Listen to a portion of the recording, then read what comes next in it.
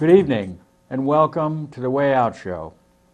I'm your host, Dane McCarthy, broadcasting to you from FEMA Region 5, deep in the bowels of the United Police State of Amnesia. Today is October 31st, 2014, and it's Halloween. And we certainly have plenty to scare us this time of year with a new war in the offing, which everybody's got to be happy about that, right? And also we've got the fun of the Ebola scare, which has got everybody worried, or many people, or some people, or maybe only a few people. At least I think some people are probably afraid, but it's really all about the perception. It's really not about what is really going on. It is about the perception of reality. And this is one of the old watchwords that our leadership in Washington always reminds themselves to remember: perception is reality. Keep that in mind, folks.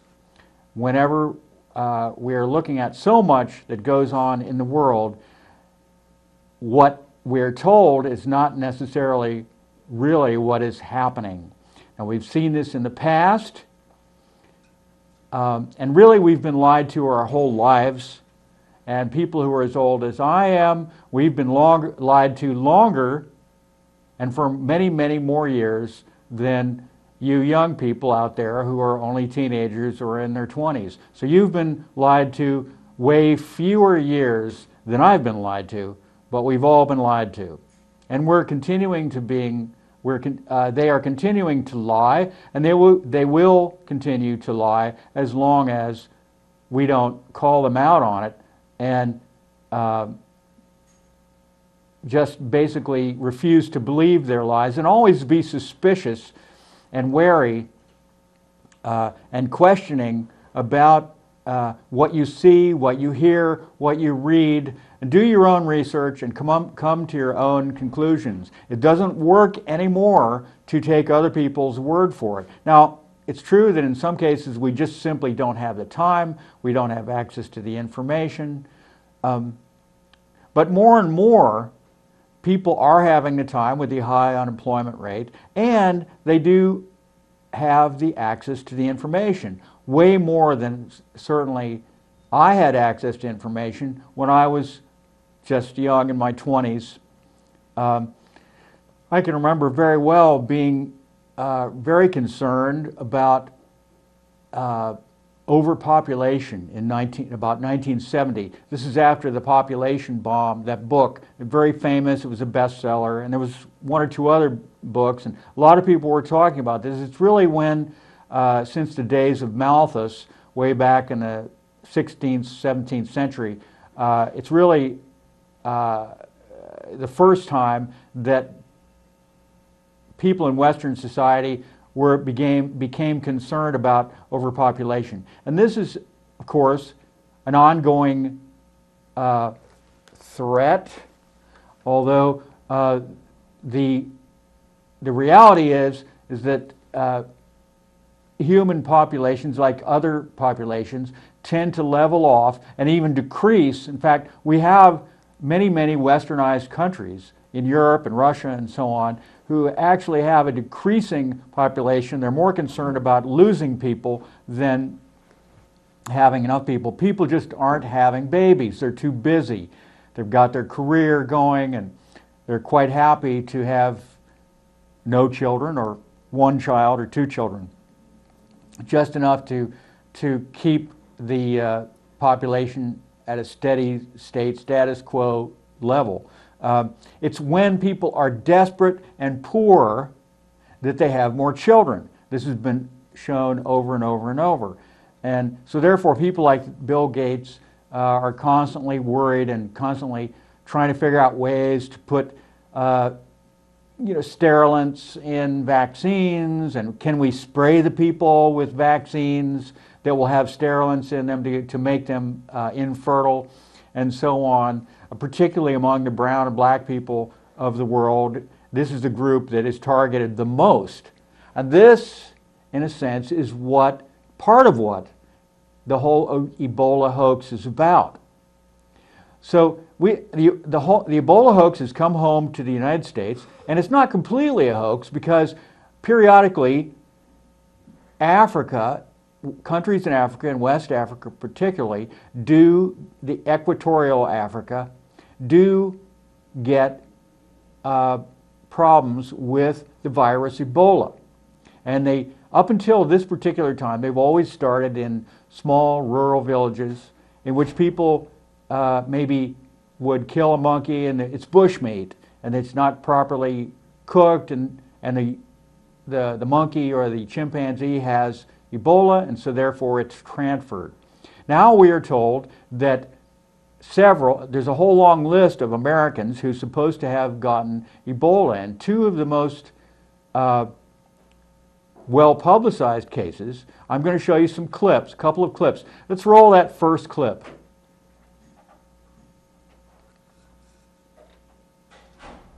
Two people coming out of the ambulance in those suits. It is believed that one of those is Dr. Kent Brantley. What does that tell you? Can you take that off there? That red thing? It's a good sign medically, no question. A bit of a surprising one, Poppy, I'll tell you.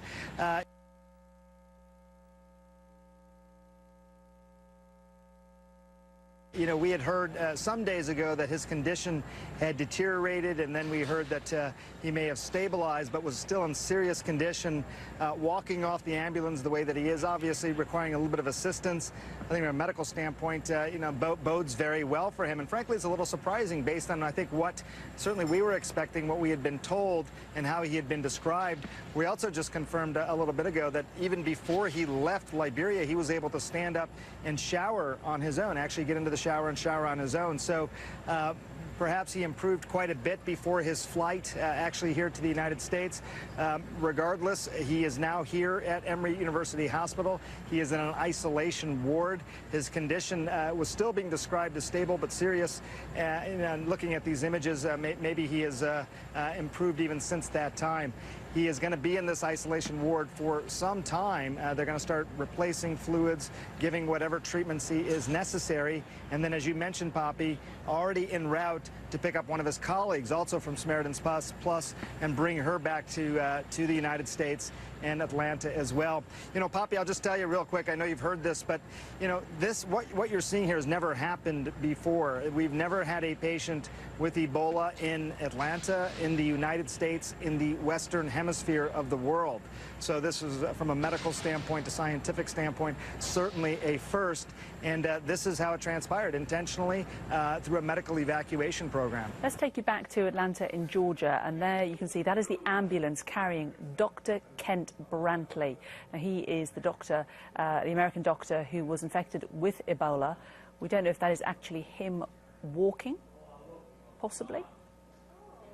We were expecting him perhaps to be on a stretcher or in a protective tent, but that could well be one of those figures, could well be Dr. Kent Brantley. That's Emory University Hospital in Atlanta, where he has been flown from Monrovia in Liberia for specialist treatment to try to help him.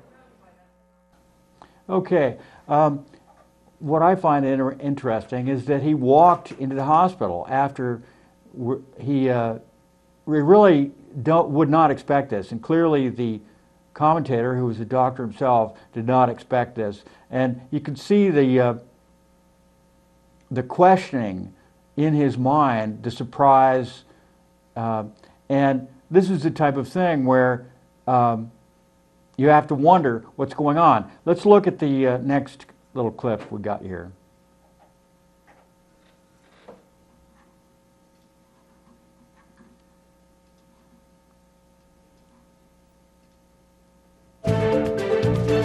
The doctors here at Emory University Hospital are not allowed to comment specifically on the condition of Dr. Kent Brantley and Nancy Wright-Bold, the two American Ebola patients. However, they say so far there have been no surprises. So far, things are going according to how we were expecting. Wednesday marked the first full day with 2 Ebola patients in Emory Hospital's isolation unit. It's an effort that has involved, quote, several layers of Emory healthcare. So the whole idea here is frequent monitoring, excellent nursing, so frequent vital signs, and then treating problems as they arrive. It is day 5 back home for Kent Brantley, day 2 for Nancy Wright-Bowl, whose 2 sons have been able to visit. We were able to spend a few minutes with her to encourage her and be encouraged by her condition, said son Jeremy Wright-Bowl in a statement. Her servant's heart is evident as she expressed concern for us above and beyond her own circumstances. We're proud of the team. Meanwhile, the team responsible for getting both Wright-Bowl and Brantley to Emory described their last few days. This was the stretcher, yes.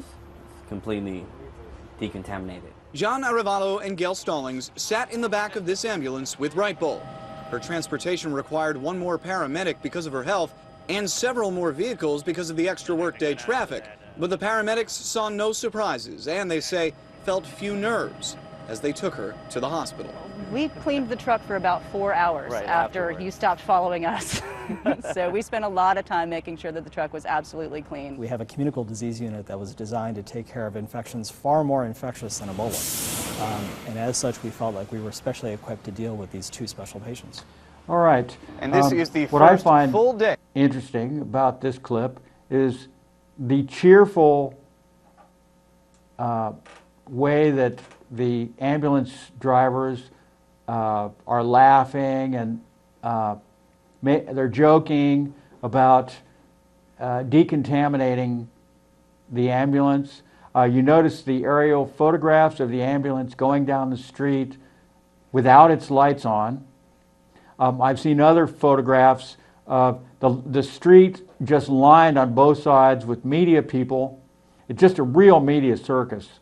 And you also look at the 2 people in hazmat suits taking the patient out of the vehicle on the gurney, and a lot of people have questioned whether that really is a human being lying there on that gurney. There's no movement at all, and those straps seem to be pressing down to such an extent that there's almost no legs left around the knee area. If you look closely, there's lots and lots of questions. Then you have the list of those people who have supposedly had Ebola, and they've all recovered very nicely. But if you look, I was just doing some research on it, the people who get Ebola do not have such an easy time of it if they survive. Remember, this is a disease which has a 90% and above, 94% kill rate. That means 94%, 94 out of 100 people will die from Ebola if they get it. And yet none of the Americans who have gotten Ebola have died. And our doctors always say, well, that's because it's America. Well, that makes you have to question, if they do have a magic solution, why are they not using it in Africa? They have cities in Africa. They're not living in grass huts. They have doctors. They have medications. They have technology. We're not living in the 19th century. But what the media likes to tell us is that these are ignorant people, these are superstitious people, these are stupid people in Africa who don't understand what's going on, and the answer is only left in America. And the only solution is to bring in the military. And it's become, of course, in Africa now, a military operation. We already have 1,000 U.S. combat troops in Africa. There are 3,000 more who are slated to be going over there very soon. They are building bases, essentially, in Africa. And we're also told, I just heard this on the news today, that the Ebola virus seems to be diminishing in Africa, which is what you would expect, rather than the scare tactics of 100,000s, millions getting Ebola in Africa. And of course, people in the United States are really frightened. But the nurse, for instance, the nurse who lives in Maine, and I saw her speaking on the news yesterday, now she's on a voluntary quarantine. It's supposed to happen for 21 days after you've been diagnosed as having Ebola, and she was having Ebola, the virus. Now, just because you have the virus from the test does not necessarily mean you're going to get full-blown Ebola. And also, one thing we have to keep in mind is that the test can give you a false positive. That's possible too. These are not 100% accurate. So here we have the young nurse coming back from West Africa, doing voluntary work, treating and working directly with Ebola patients, comes back, goes home, then yesterday, I believe it was yesterday, decides to go on a bike ride even with her husband, and of course they're being swamped with news media, and she claims that she should not have to be in voluntary quarantine, and she's going to just do whatever she wants, I guess, and this is a little rebellion that she's doing, and it tells me that she does not seem worried.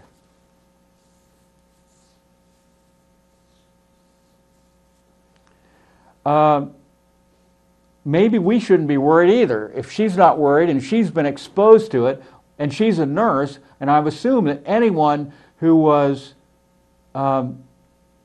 brave enough and wanting to serve mankind enough to actually go to Africa and put their life at risk directly working with Ebola patients, and then comes back to the United States and refuses to go along with the voluntary quarantine of 21 days. All she has to do is stay in her house, which is not like, you're in prison or something. Like on Rikers Island, what they used to do, of course, when somebody was suspected of having a disease, an immigrant in the United States, was take them to, I believe, Rikers Island. There was an enormous facility there where they put people into quarantine for weeks at a time until they were certain that they were not bringing infectious diseases like tuberculosis or whatever into the United States. And of course, all that appears to have gone on the board now, and we are a very much more welcoming country. In fact, you don't even need a passport to get into the United States. All you have to do is just walk right across the border in Mexico, and you will be whisked away to a facility. You will be given money. You will be given a place to stay, food, everything you need. And then while a place is found for you to start your new life in the United States. And I don't know why people seem to think it's difficult to get into the United States. I guess it's because if you try to get in legally, it's difficult. If you actually apply to get permission, then, and you're someone, who just typically likes to follow rules, and that's what you do. You follow the rules, follow the laws of the country.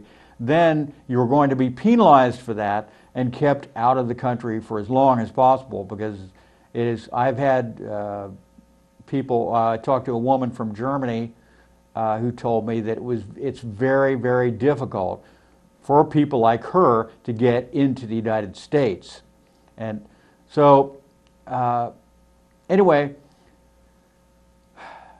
Here is really the bottom line. The bottom line is that we are still living in a country that is attempting to expand its access to the natural resources worldwide, and Africa is a major source of natural resources.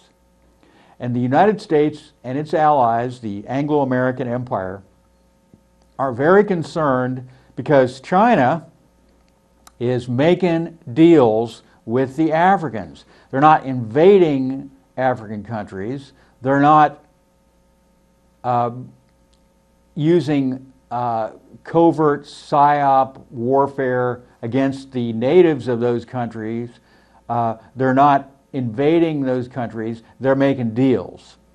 They're saying, if you give us access to this, we'll build you this road, we'll build you this bridge, we'll give you this technology, we'll work with you, we're going to make a deal here so we can get some. And of course, China needs those natural resources. China and India and a couple of other third world countries, or not third world, I should say developing world. Is China even a developing world? I guess China is almost ready to surpass the United States in its financial might. Maybe it already has. It's certainly just about. There certainly is a lot of very wealthy Chinese people around that I'm seeing. I'm seeing them drive these Jags. They like Mercedes and Jaguars and nice ones too. You know, new ones, beautiful, $40,000, $50,000 cars, so they're definitely, a lot of them, at least on a certain segment of society, in a certain level of society in China, they're doing very, very well. I think a lot of people are actually really hurting in China, probably by far the majority. So it's not being spread across the board, and the rich are not being taxed very much. It doesn't look at all like communism, but that's communism. Hey, you know, you're an inner party, an upper level, one of the elites in the party, and you get all the goodies and you get all the money. So yeah, there is a constant low-level proxy conflict or war or competition for access to those natural resources. And these childish leaders of our world cannot seem to play together well in the sandbox of the world, and they instead are trying to figure out ways that they can grab all the space in the sandbox for themselves to play in. And this is what's happening. So if there was a plan to invade Africa, how would you be able to do that and get away with it and have people welcome you instead of nail you with some kind of a weapon because you're a whitey? You're certainly going to be standing out, and so therefore, what better way than take advantage of these occurrences, these outbreaks of Ebola that happen once in a while, and blow it up into a global pandemic, bring in your crisis actors who will play the part of Ebola patients and then are miraculously cured with no after effects. I was just reading in an article that these after effects of people who have Ebola, they're disfiguring. It takes a long time to recover. Ebola is an extremely dangerous and powerful virus which literally liquefies your interior. You're bleeding from all your orifices. So your body, to recover from this, you have to have a very strong immune system that can throw off the virus and gradually heal yourself. And it takes a while. I was reading that some people who have Ebola and have recovered, it takes years for them to fully recover, if they ever fully recover at all.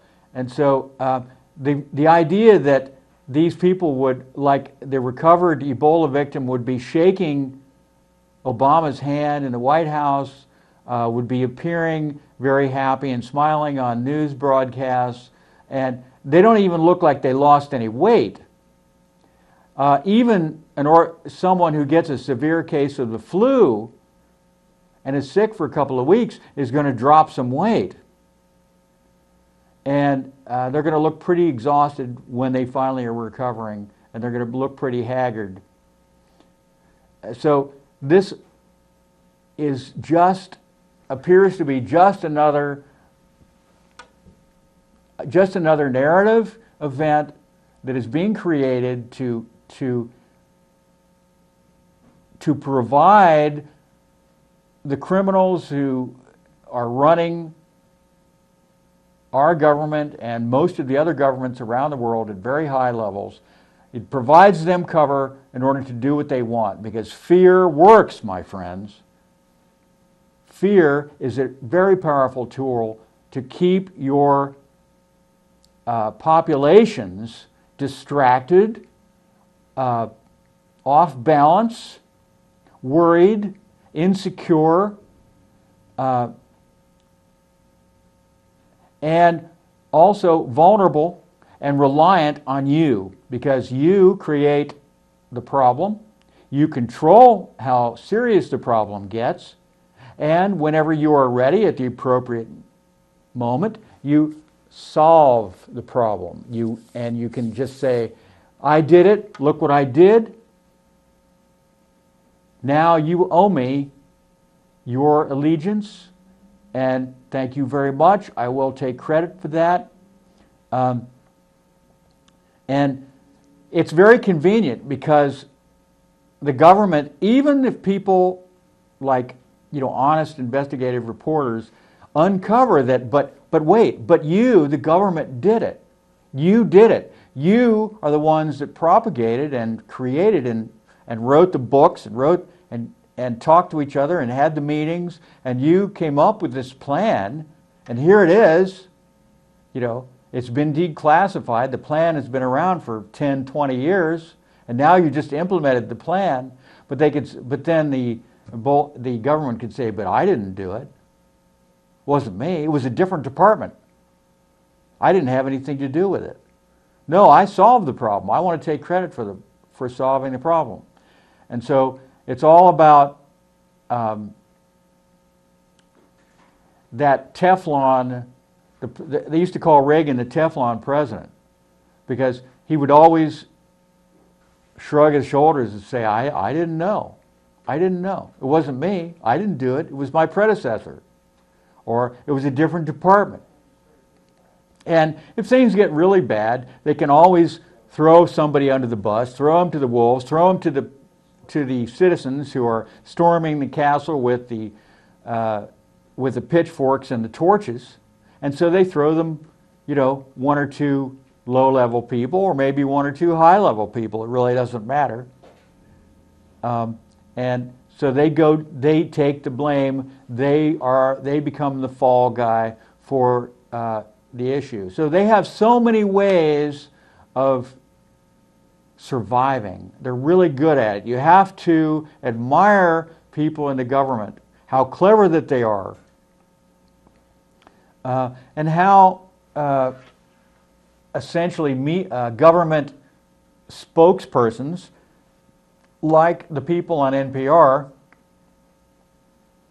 because I'm more and more convinced that they are some of the most clever commentators out there. They're the most well-trained. They know exactly what to say and how to spin the truth to create a level of trust that's a pretty high level. They're very sophisticated in what they do. And I think that it becomes second nature, really, to a reporter. You know how far you can go. You know, without even thinking about it, just automatically, the parameters of thought that are limited just by your own level of brainwashing and your education. You've been educated for this. You've been trained. You know exactly when you have gone too far, and you learn very quickly. And if you don't learn, you're out. This happens on so many levels, among media people, among political people, among scientists, and it's pretty much across the board. So you have to keep in mind always that there are pressures on anyone who belongs to part of an organization. Let's take an example of science. Now, I just went to a lecture the other day about the really incredible complex of earthworks, prehistoric earthworks in Newark, Ohio. And these are absolutely enormous, and they're mind-blowing in their sophistication. And the amount, and these are the amount of mathematics, the alignments, the perfect alignments, are quite amazing. We think of Stonehenge in England as being a kind of a prehistoric calendar and a calculator.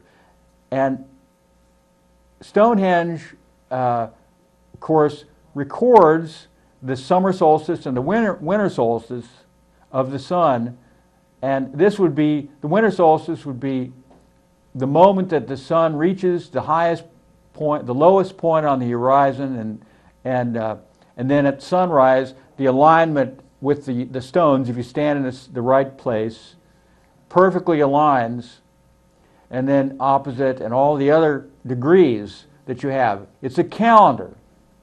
It's a scientific instrument. Now, it's also a religious artifact. It's a center for religious observance, because in the prehistoric times, science and religion were the same thing, identical, or very close. Science was religion, religion was science.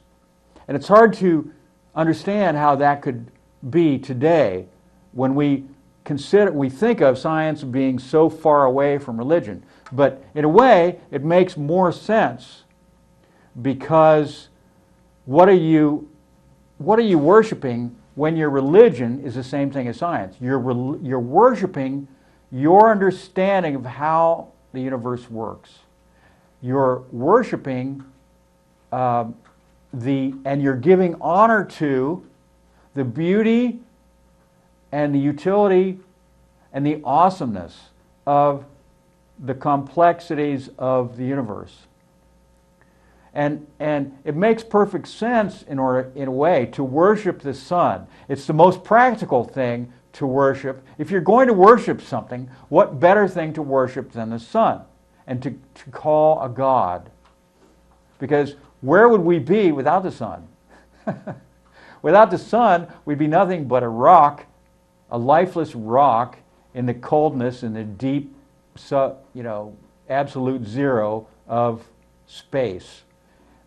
Everything that we are is owed to the sun. Now you could say, okay, Earth does have a molten core which provides heat, and that is absolutely true. So, but it wouldn't be enough to keep us going without the sun. The sunlight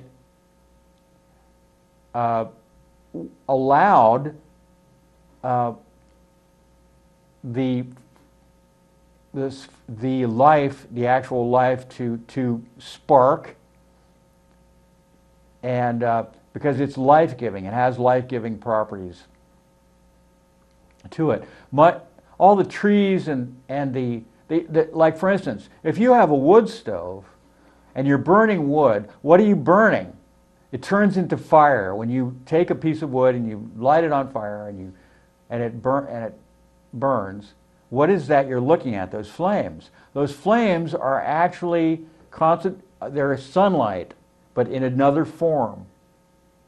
The sunlight has created the wood, has become part of the wood. It is the essence of that wood, and what you're doing is returning it to the sunlight that it originally was in the form of heat and the flames. I went to the lecture, and the archaeologist who was giving the lecture was very enthusiastic about the Newark site. And it's so huge, of course, that Stonehenge would fit inside just one of these enormous circles 10, 20, 30 times over. Just one of the circles. They have 2 or 3 circles, and they have these octagons or tetrahedrons that are enormous. They're perfectly formed, and they're perfect squares, and this is all done with earth. Millions of tons of earth moved by these primitive people. And that's what he called them. He says these were primitive hunter-gatherers. And yet they understood the concept and used it of pi, which is a very high-level understanding of, shows a high-level understanding of mathematics, to be able to incorporate pi, and also perfect right angle, isosceles triangles, and all kinds of other alignments with the sun. And what it is, not the sun, but in the Newark observatory, and he refused to call it an observatory. He said that's too scientific. These people do not deserve to be given that rating of having had created an observatory. In fact, that is what it does, though. But it's not the sun, it's the moon. And the moon is way more complicated because it has this long cycle that goes over a couple of months, much more complex cycle than the sun. And so you could say, and I mentioned this to the archaeologist, that you could say that some people think that the earthworks at Newark are more important than Stonehenge. And it's also much rarer. Most of the prehistoric earthworks that we find on planet Earth are sun calendars or sun observatories, not moons. So this is unusual. Not unique, but unusual. And it's also the size of it. Much of the entire city of Newark is actually inside of this huge earthwork. And the good residents of Newark have actually helped to save the remnants of this very important structure over the years, and so you can actually go visit it. And it's a very powerful feeling to enter. I've been there. Enter that very ancient instrument and just feel that power, feel that presence that was created by those priests. I would call them a priest class that were also scientists. They were the same thing, scientists, priests. Now, this is another thing that the good doctor, the archaeologist, refused to allow. He believed, he says, that the scientists think there was no hierarchy in the Hopewell people. And the Hopewell name, of course, is a colonial name that was given to the people by the first people who discovered the Hopewell and sort of acknowledged them. I guess he might have even been a farmer. His last name was Hopewell. So they're called Hopewell. But no one knows yet what these ancient people called themselves. And they're not the American Indians. Now, this is another place where we differed. I didn't bring this up or challenge him at all on this, but he was saying that these were Native Americans. When the Native Americans themselves always said, when the colonials, the early American white people, Europeans, would ask them, what's going on here? What are all these mounds with these walls, these circles, these squares? What is this? Did you build these? And they would say, no, we did not build these. These were here when we got here. The old ones, they're the ones. The old ones, the people who lived here before us, they're the ones who built these. And the archaeologists from the 19th century, fascinated by this, because they were everywhere. Many of these ruins, and that's what they are really, ruins of an ancient civilization, are now gone, plowed under, plowed flat. The stones used for building, because they did use stone, not just earth. But many are also there. But you had literally hundreds of thousands of these sites in the United States. Some places they're acknowledged and protected. Other places they're just thrown away. I was reading an article, which I believe I talked a little bit about last week, very interesting, about New England, Maine, how these prehistoric caverns or chambers that were clearly man-made were called root cellars, even though there's no way that the colonial people would have the technology or the inclination to build a root cellar on this remote hilltop or hillside far away from any evidence that there had ever been a cabin or a house in the vicinity. And we're talking, and this is New England. These are all over New England, in remote areas particularly. They are aligned with the rising sun at 1 or 2 times per year. And they reminded me of Newgrange. Newgrange is considered by archaeologists to be the most, or certainly one of the most, the oldest man-made structures on the planet. It's in Ireland, and it's very similar, it's almost identical to these chambers, these underground chambers that were made with a very small, narrow passage to enter in the United States. So Newgrange is it's been restored to what the archaeologists believe it originally looked like. It has a big park around it. It has a museum next to it. It has all the security. I mean, the Irish make really a big deal out of Newgrange. And the Americans, and particularly these New Englanders, refuse to acknowledge that these prehistoric ruins have any significance at all. So you have a whole different view, and a lot of it has to do with the fact that there is this sense of we have to kind of avoid making ourselves look really bad here. Because what was the history? The history was that, the way the history is written is that civilization came to the United States from Europe, and America was populated by savages. Just bloody, red-handed, tomahawks, feathers, hostiles. No written language, no permanent cities. All this, of course, was a complete lie. In reality, you had tremendously complex and highly technical civilizations in Mexico, Central America, South America, and these were systematically destroyed by the invaders, and the people, the survivors, driven into the jungle, into the forests, or enslaved. So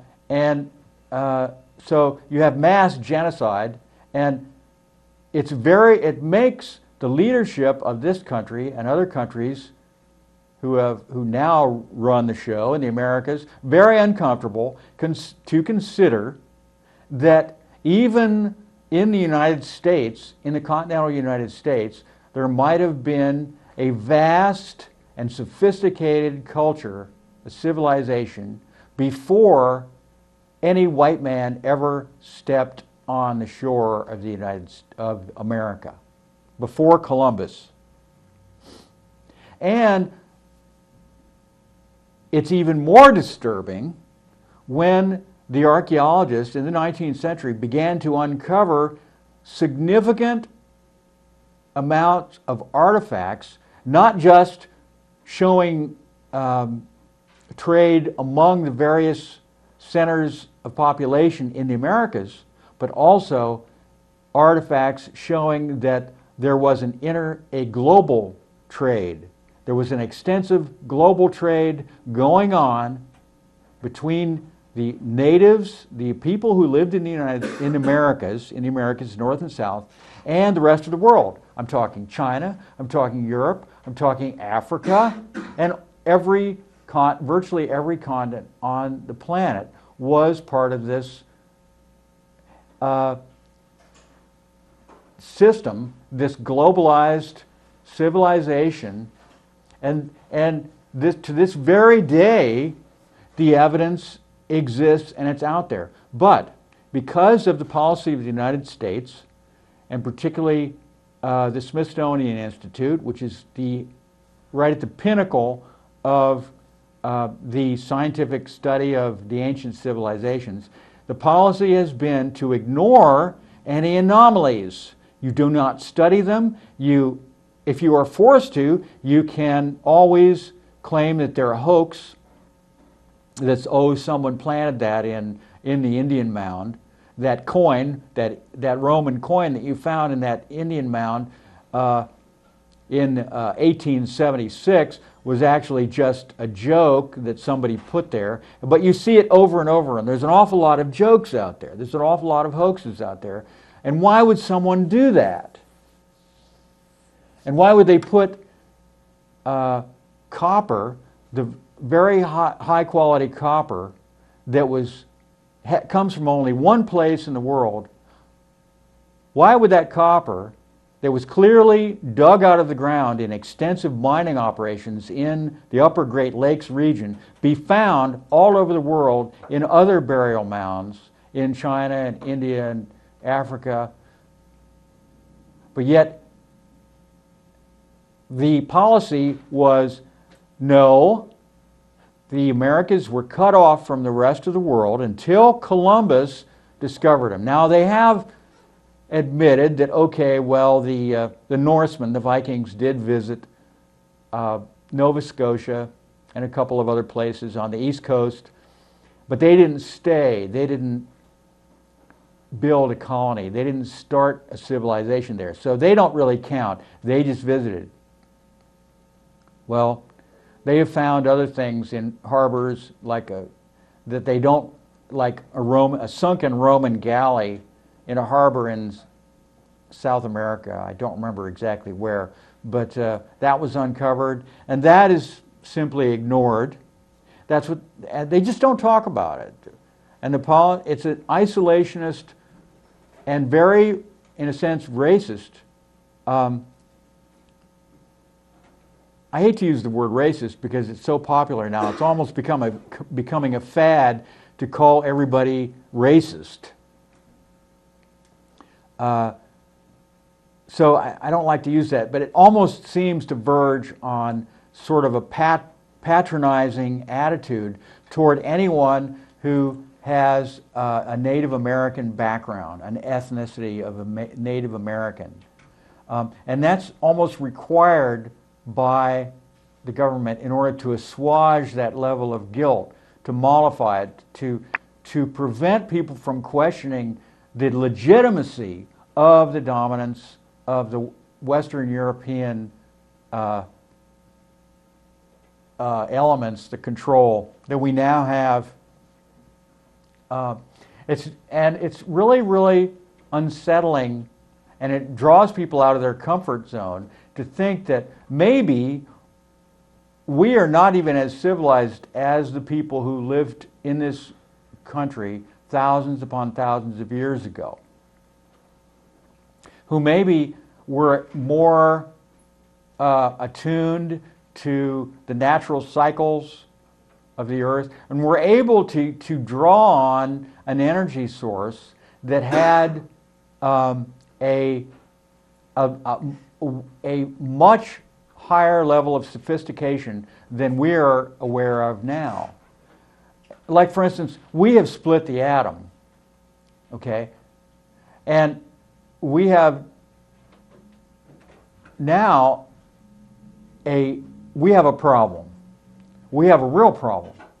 We have a problem because the consequences of splitting the atom have been devastating to our DNA, to the DNA of other mammals, to our source of water, our air, and every other aspect of our lives forever. So this has been the most dire, almost a punishment by the universe for taking this step. And the people who originally split the atom and who were working on it, like Albert Einstein, tried to warn us that the human race was really not ready to deal with splitting of the atom. But because the United States and the Western Allies wanted to dominate the world in the post-war environment, they wanted to demonstrate to the world that they had the power to destroy the planet, and they used that power against Japan, and it's found out more and more that that was unnecessary. The Japanese were desperately trying to surrender to the Allies, and they were simply ignored until they could use that weapon, that new toy that they had, that they just could not resist using. And of course, what was the result of that? The result of that was that the United States gained dominance, partly, in a large part, because it now had this weapon that no one else had. And this is proven to be the case, that any country that has that weapon, that nuclear weapon, is protected and is given respect. You don't get the respect if you don't have a nuclear weapon. That's the lesson that many, many countries like North Korea have learned, that no one will mess with you because you have the weapon. And that's why Iran is probably working on getting nuclear capability, because they know once they get it, they're safe. No one's going to mess with them. They're going to be given the respect. And in fact, many people, of course, believe, or my understanding is that Iran may already have the nuclear weapon. We know Israel has them. They won't acknowledge that they have them, but they do. And therefore, they have a respect. They become a powerful first world civilized nation.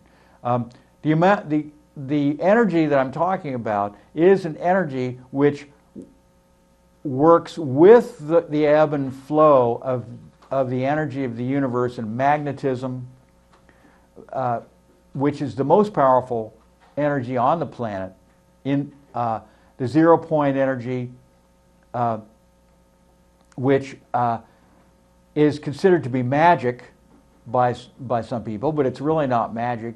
There are forces at work that we do not understand, but that these ancient people seem to have understood very clearly. And the benefits of harmonizing and acknowledging and accentuating and allowing concentrations and the flow, the uninhibited flow of this natural flowing energy, the consequences were that you had peace, that you had fertility of your crops, you had a general sense of well-being. And this is the most sophisticated type of civilization that you could possibly imagine. Now, my understanding is that China used to acknowledge, in the way it built its entire civilization, all these forces, and they used the qi, they called it qi, they placed their temples in the proper locations. They have feng shui, which is a very debased and primitive sort of and simplistic way of using these forces to actually increase well-being. And what more, and health as well. So you have physical health, mental health, spiritual health, social health. This is the definition of prosperity. And the Chinese understood this. Many of these traditional societies, the older societies, they had this. And they even had it to a large extent in Europe. When you look at the cathedrals that were built, they had an understanding of harmonizing and working with these powerful natural forces for the betterment of everyone and the strengthening of the community on all levels. This is the definition of a sophisticated, civilized society. What more could you ask for, my friends? Even in our that founding document, the Declaration of Independence. It's the pursuit of happiness. And here is Thomas Jefferson, who is hoping and wishing that that American society could keep uppermost and prioritize the idea that happiness is the definition of civilization, happy people.